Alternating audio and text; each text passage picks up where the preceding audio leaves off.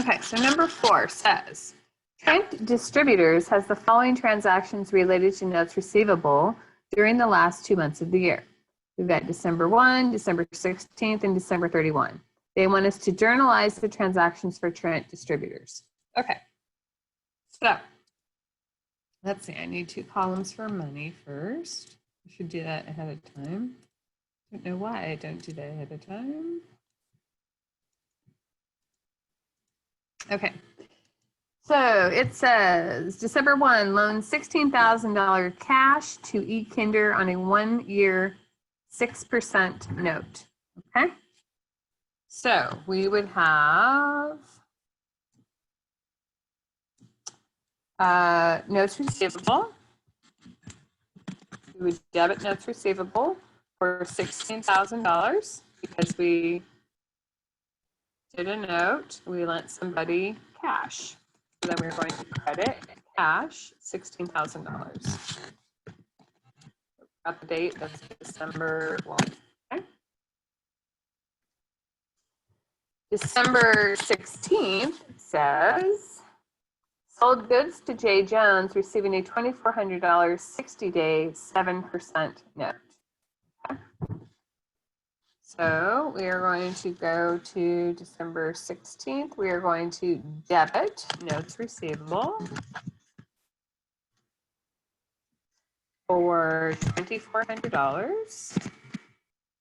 And we are going to credit sales revenue because this was for a sale of merchandise. They told us that. Okay.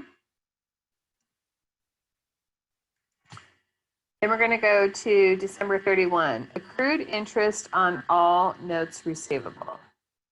Okay, so this is December 31. So we're going to accrue interest on all notes receivable. So this is where we do the principal times rate times time, right? Which is principal times rate times time. Okay, principal times rate times time is the formula. All right, so we have to figure each loan out separately, right?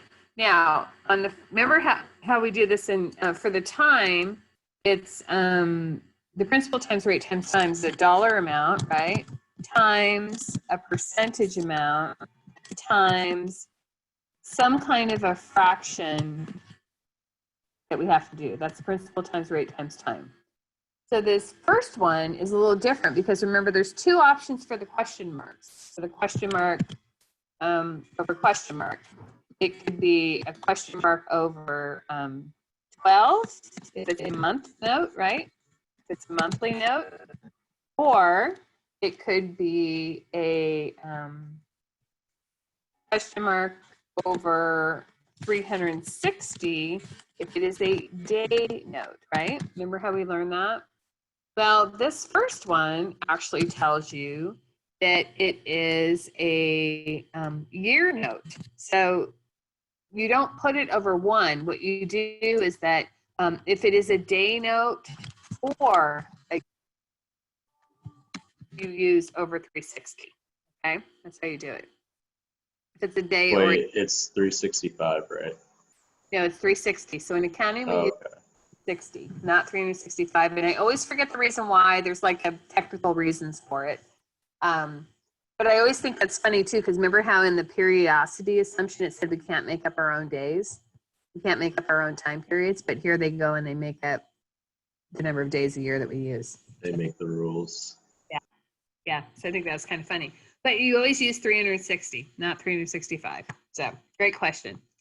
Okay, so for the first one, we have principal times rate times rent times time. So we have 16,000 is our principal, right?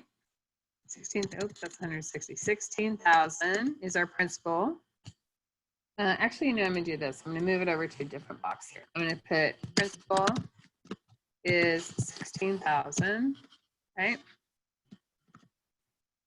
The rate is, what's the rate on the first one? 6%. And the time is something over $360 because they said it was a year note, right? So what is it over 360? So we always ask ourselves, when was the last time interest was done, right? We ask ourselves that question. When was the last time interest was done? If they don't tell you, you assume it's never been done. Right? And so they don't tell us, so we assume it's never been done. So we have to go from the date of loan origination to the date of interest. And I just noticed I spelled interest up above, but I'm not going to go up and change it right now. Okay. So our time then is going to become the date that the loan originated, which is December 1, to the interest date, which is December 31. So that's equal to 30 days.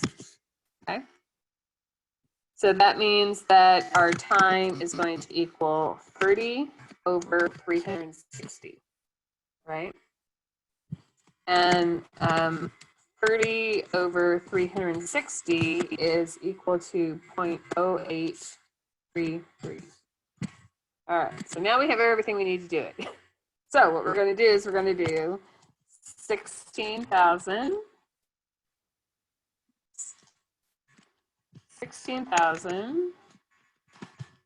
times 0.06, that's 6%, times 0.0833.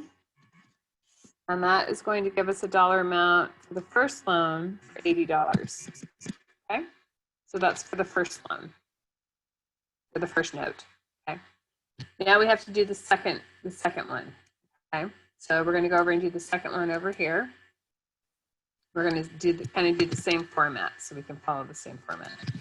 So principal times rate times time. So for the second note, we have $2,400. The rate for that one was 7%, right? And the time is something over 360 because it is a day note. They said it was a 60-day note, okay? All right. So again, we ask ourselves, when was the last time interest was done? If it's never been done, I mean, if they don't tell you, you assume it's never been done.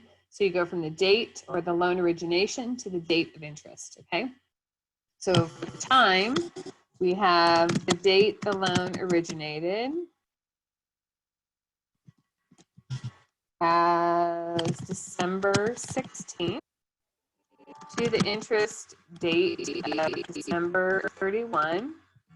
So that is 15 days, okay? So it's 17, 18, 19, 20, 21, 22, 23, 24, 25, 26, 27, 28, 29, 30, 31, okay? So you don't count the 16. You start on the 17, 18, 19, okay? Or you could do 16 minus 31 is 15 days, okay? So we have 15 days. So that means that our time becomes 15 over 360. Oops, not 2360, 360. And the time of 15 over 360 is equal to, I wrote it down, 0.0416. So our formula becomes $2,400 times 0.07 times 0.0416. Okay, that's what our formula becomes. And that means that our interest for this one is $7. Okay. So now to accrue the interest, we have two different loans here we have to include in the interest. We have the $7 one and we have the $80 one. So we have to add those two together. Okay. So we've got $80 plus $7. So we've got a total of $87. Okay, total interest of $87. So $87 is the amount of interest that we have to accrue, right? So we're going to go back up to our journal entry area up here in December 31, and we are going to debit interest receivable for $87. And we're going to credit interest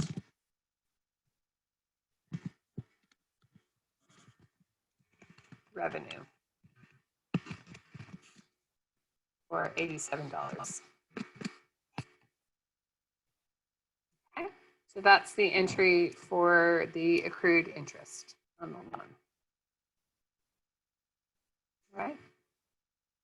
And then just remember this, that if you get a loan then where they tell you, oh, now you're going to pay the loan, right? Remember, don't just go by this review sheet. Go back to your homework items in the problems we did in class. If they tell you now you're going to pay off the loan, the first thing you ask yourself is the interest current? So you go from the last time the interest was done to the date you're paying the loan. If there's no gap in time, your interest is current. If there is a gap in time, then you have to figure the interest for that amount of time. And you post that first, or you figure that out, and then you make that part of your payment. So that if you go back to the video for the notes receivable, we went over that in that video. Okay, and there's also some of those on Wiley too, which are really, really great.